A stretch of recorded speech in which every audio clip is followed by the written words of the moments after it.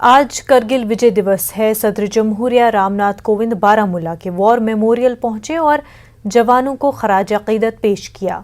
सदर जमहूरिया के साथ जम्मू कश्मीर के एलजी मनोज सिन्हा भी साथ रहे।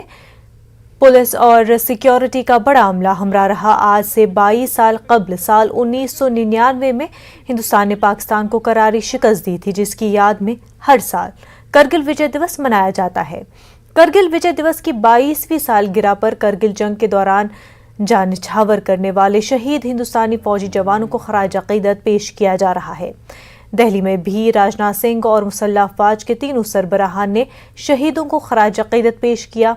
वज़ीर-ए-आज़म नरेंद्र मोदी ने भी शहीदों को याद किया और कहा कि उनकी कुर्बानी रायगा नहीं जाएगी।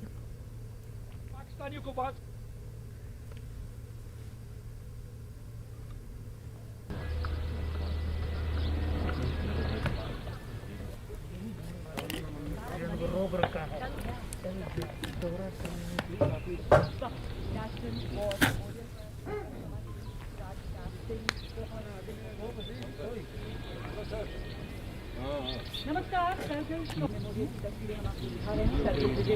आज 22 साल